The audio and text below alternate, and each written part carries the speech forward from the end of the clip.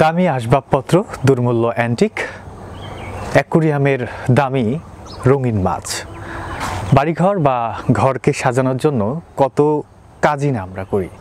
এই সব কিছুর সাথে নতুন করে মাত্রা নিয়ে এসেছে আরও একটি উদ্ভিদ, কিছু প্রজাতির। সেই জিনিসটি হচ্ছে সাকুলেন্ট। এই সাকুলেন্ট এখন নতুন মাত্রা এনে দিয়েছে আমাদের ঘরবাড়ি সাজানোর কাজে। বাংলাদেশে সাকুলেন্ট গাছের জনপ্রিয়তা ক্রমশই বাড়ছে। বাজারের প্রবণতা পর্যালোচনা করলে দেখা যায় সাকুলেন্ট এখন শুধুমাত্র অভিজ্ঞান বা সৌন্দর্য নয়, বরং অনেকের জন্য একটি ভালো ইনডোর গাছের অপশন হয়ে উঠেছে। দেশের গ্রাম হতে শহর সবখানেই সাকুলেন্ট গাছের প্রতি আগ্রহ বেশ বেড়েই গেছে। আজকে আমরা আছি সাকুলেন্ট স্বর্গে। দর্শক, আমরা বলছিলাম যে আমরা আছি আজকে রাজশাহীতে সাকুলেন্ট স্বর্গে। সেই সাকুলেন্ট স্বর্গটি হচ্ছে রাজশাহীর প্রবেশদ্বার, পুঠিয়া উপজেলায়। আমরা এই সাকুলেন্ট স্বর্গের যিনি স্বত্বাধিকারী তার কাছে হাজির হয়েছি। আমরা তার সাথে একটু পরিচিত হই। ভাই, কেমন আছেন? ভালো আছি ভাই, আপনারা ভালো আছেন? জি, আমরা ভালো আছি। সোশ্যাল মিডিয়া এবং লোকমুখে অনেক শুনছিলাম আপনার সাকুলেন্ট স্বর্গের কথা। তো এই সাকুলেন্ট চাষের আগে আপনার কাছে জানতে চাই যে আপনার নামটা কি এবং আমরা পুঠিয়া উপজেলার কোন জায়গাটাতে আসলে রয়েছি? আমি পঙ্কজ কুমার মহন্ত, আর আমার লোকেশন হচ্ছে সাতবাড়িয়া গ্রাম, পুঠিয়া উপজেলা, রাজশাহী জেলা। ধন্যবাদ। আমরা যে শুনছিলাম, তবে এই আপনার যে সাকুলেন্ট চাষের শুরুটা বা গল্পটা বা এই সাকুলেন্ট চাষের চিন্তা মাথায় কিভাবে এলো, সেই গল্পটি যদি আমাদেরকে আগে একটু বলেন।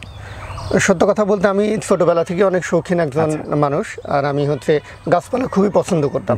তো আমার সূচনাটা হচ্ছে দেশীয় গাছপালা দিয়ে। তো লেখাপড়ার সূত্রে যখন আমি রাজশাহীতে যাই, তখন আমি কিছু লোকের সঙ্গে পরিচিত হই যারা ক্যাকটাস, সাকুলেন্ট এই টাইপের অর্নামেন্টাল গাছপালা করে। তো 2017 সালের দিকে আমি তাদের সংস্পর্শে আসি এবং 200 টাকা দিয়ে একটা সাকুলেন্ট কিনি। তখন 200 টাকা আমার কাছে অনেক বড় একটা অ্যামাউন্ট ছিল, তবে গাছটা আমার খুবই ভালো লাগে, সেই জন্য আমি কিনি।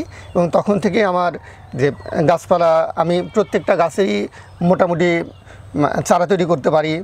তো আমার ওইটার প্রতি খুব আকর্ষণ ছিল। তো আমি ওইখান থেকেই উৎপাদন শুরু করি এবং অনলাইন প্ল্যাটফর্মে বিক্রিও শুরু করি তখন থেকেই। আপনার এই যে এখন সাকুলেন্টের চাষ করছেন, এটা আসলে কতটুকু রয়েছে বা কি পরিমাণ চাষাবাদ রয়েছে আপনার? আমার এইখানে আমার বর্তমান যে শেড, এটা হচ্ছে রাজশাহী কৃষি অধিদপ্তর থেকে আমাকে একটা পার্মানেন্ট শেড বানাই দেওয়া হয়েছে। এটা হচ্ছে 25 শতক জায়গার উপরে একটা ফর্মাল শেড এখন আমার আছে। ভাই, আপনার এইখানে আসলে কত প্রজাতির সাকুলেন্ট রয়েছে এখন? সাকুলেন্টের প্রজাতি যদি বলি তাহলে হচ্ছে 200 থেকে 250 প্রজাতির সাকুলেন্ট আছে আমার কাছে। এবং হচ্ছে 100 থেকে 150 প্রজাতির ক্যাকটাস এবং কিছু অ্যাডেনিয়াম এবং ইনডোরের কালেকশনও আমার কাছে আছে। মানে এক কথায় যদি আমরা বলি যে একটা ঘরকে সাজানোর জন্য যেই জিনিসগুলো দরকার, আমাদের অর্নামেন্টাল সকল ধরনের প্ল্যান্টই আমাদের কাছে মোটামুটি অ্যাভেলেবল আছে। এইটার হচ্ছে প্রধান সমস্যা পানি। আমরা নর্মালি আমরা যেমন গাছ করে অভ্যস্ত যে পানি না দিলে গাছ মারা যাবে, কিন্তু এটাতে অতিরিক্ত পানি হলে মারা যাবে। ভাই, আপনি বলছিলেন যে পানি যদি নাও দেওয়া যায় লম্বা সময় গাছগুলো বেঁচে থাকে। তো আসলে এইগুলো যেহেতু একটা সুবিধা আছে, এইটার কোনো অসুবিধা বা চ্যালেঞ্জ আছে কিনা? এইটার প্রধান চ্যালেঞ্জ হচ্ছে এইটাকে আপনি যদি ওভার ওয়াটারিং করেন। আমাদের অন্যান্য গাছ যেমন আমরা খোলা আবহাওয়ায় বড় করতে পারি, যে বৃষ্টি হলেও কোনো সমস্যা হবে না। এটাতে বর্ষাকালে সবচেয়ে বড় সমস্যা হয়। বর্ষার যদি অতিরিক্ত বৃষ্টির পানি পড়ে তাহলে গাছগুলো পচে যায়, এবং যদি অতিরিক্ত সানলাইট পায়, একেবারে কড়া রোদে হবে না, এবং যদি বেশি পরিমাণে পানি পায় তাহলে হবে না। সেই জন্য আমরা হচ্ছে গ্রিন হাউস করে উপরে পলিথিন দিয়ে আমরা গাছগুলো প্রোডাকশন করে থাকি। আচ্ছা, যারা নতুন উদ্যোক্তা আছে, আপনার মতো তরুণ উদ্যোক্তা, তারা আসলে আপনার থেকে এইটা নেওয়ার সুবিধা কি পেতে পারে বা তাদের জন্য আপনি কি সুবিধা দিচ্ছেন? এটা হচ্ছে প্রধানত আমি যেটা বলবো যে এটা দিয়ে আপনার মনের প্রশান্তি পাচ্ছে। আমাদের এখন বর্তমান জেনারেশনের লোকজনগুলোন কিন্তু এই মোবাইল ফোন বা হচ্ছে ড্রাগস এগুলোনের বাইরে কিন্তু এন্টারটেনমেন্ট খুঁজে পায় না। তো এটা কিন্তু হচ্ছে বিনোদনের একটা ভালো মাধ্যম হতে পারে। এবং আপনি যদি আমার মতো ব্যবসায়িক চিন্তাভাবনার মানুষ হন, তাহলে কিন্তু আপনার সংসার অনায়াসে এই ব্যবসার দাঁড় করায় আপনি কিন্তু আপনার সংসার চালাইতে পারবেন। ভাইয়া, এইগুলো আমরা দেখতে পাচ্ছি কি? এগুলো আসলে ক্যাকটাস, এগুলো ডিজার্ট প্লান্ট। আপনার এগুলো নর্মালি মরুভূমির উদ্ভিদ আর কি। তো এইখানে বিভিন্ন নামের বিভিন্ন আইডিয়া আছে এগুলান। যেমন এটা হচ্ছে হ্যারিসিয়া ভেরিকেটেড। হ্যারিসিয়া ভেরিকেটেড। ভেরিকেটেড, এইটা হচ্ছে ইয়েলো কালার হয়, সবুজ এবং হচ্ছে হলুদের মিক্সড আর কি। গায়ে এটা কি কাটা? হ্যাঁ, এগুলান কাটা এবং হচ্ছে এই যে কালারটা অনেক আচ্ছা আচ্ছা সুন্দর কালার। এইটা হচ্ছে অ্যাস্ট্রোফাইটাম ক্যাপিউট মিডুসা। আচ্ছা, এটা হচ্ছে অ্যাস্ট্রোফাইটামেটের গ্রুপ। আর হচ্ছে ক্যাপিউট মিডুসা হচ্ছে, আমরা জানি যে মিডুসা হচ্ছে সর্পদেবতা ছিলেন, তো এইটা ওই রকমই দেখতে। আর এই যে এইগুলো হচ্ছে কলি হয়েছে, এগুলো রিসেন্টলি ফুল চলে আসবে। আচ্ছা আচ্ছা। এইটা হচ্ছে অব্রিগোনিয়া ডিনিগ্রি। এটার সুন্দর পদ্মফুলের মতো একটা শেপ আসে এবং গাছগুলো দীর্ঘদিন পর্যন্ত বাঁচে। ওপরে তুলা হবে আর কি। এটা আসলে কত বড় হবে?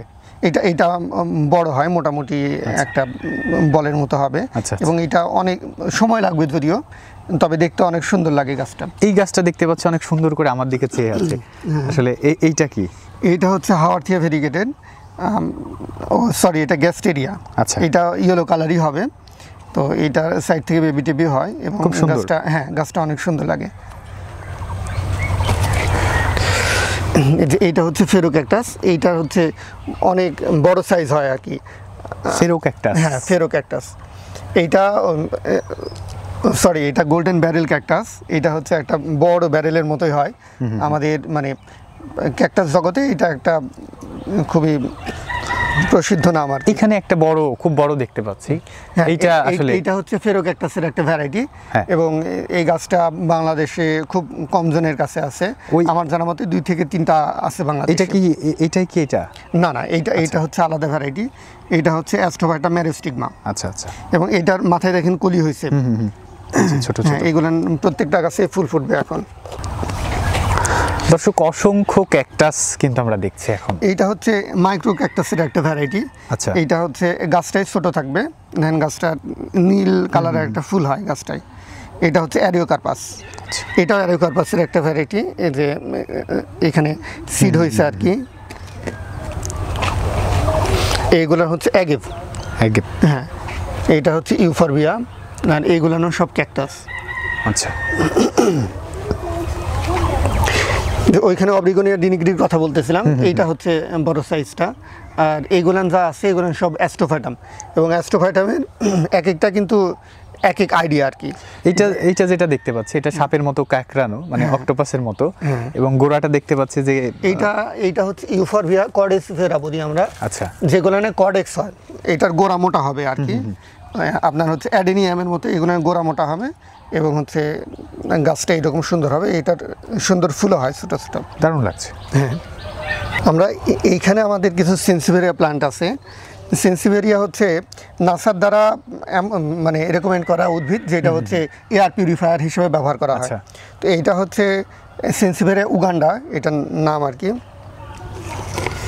এইটা হচ্ছে চেনিন, সেন্সিভেরিয়া চেনিন। এইরকম প্রত্যেকটারই আলাদা আলাদা আইডিয়া আছে। এইটাতে ফুল হয়েছিল, ফুলটা মারা গেছে। এই যে এইরকম শীষ হয়ে ফুল হবে এগুলানের।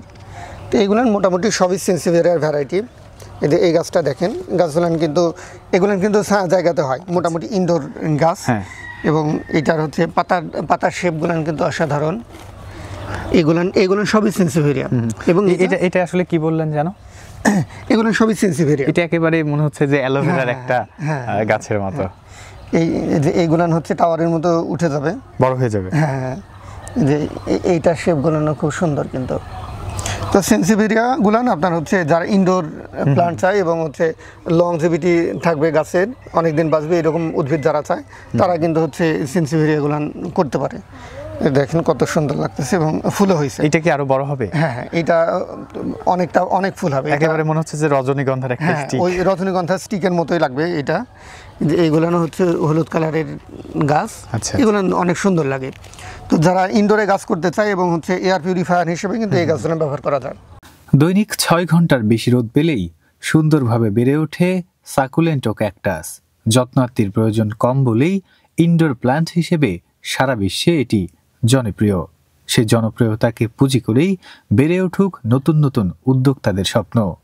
রাজশাহীর পুঠিয়া থেকে নাসিম উদ্দিন, মাটির দর্পণ।